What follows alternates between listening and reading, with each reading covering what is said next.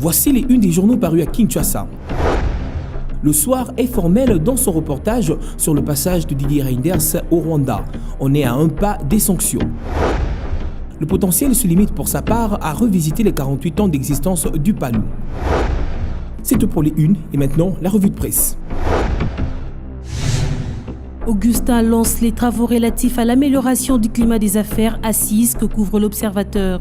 La RDC figure en effet en bas du classement en ce qui concerne les facilités en affaires. Pour inverser cette tendance qualifiée de négative par le confrère et disposer d'une nouvelle feuille de route des réformes prioritaires, le Premier ministre va donner des orientations et déterminer les attentes du gouvernement par rapport à cette rencontre.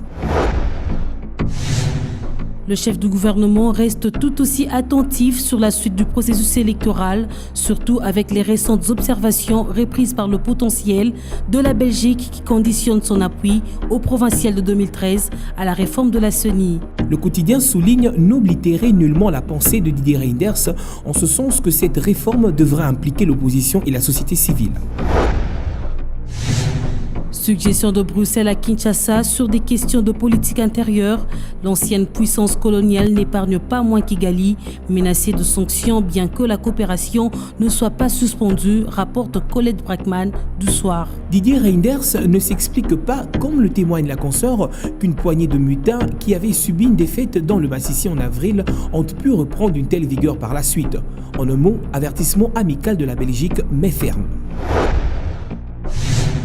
Pour revenir au processus électoral congolais et en attendant ce renouvellement des autorités des entités territoriales décentralisées, la prospérité redoute une catastrophe consécutive aux inondations à l'approche des pluies suite aux immondices jetés dans la rivière Kalamou. La consoeur rappelle par ailleurs que l'hôtel de ville avait construit des dépotoirs publics dans l'optique d'assainir la ville. Curieusement, ces décharges ne sont pas utilisées et les habitants continuent à vider les poubelles dans les rivières.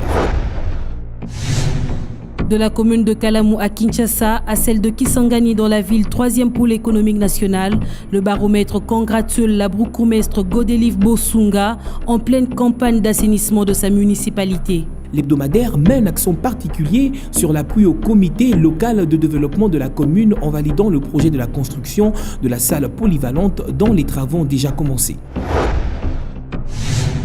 Du chef-lieu de la province orientale, envolons-nous pour Luanda, où le soft trouve en Lami Yakini le footballeur congolais le mieux coté en Angola.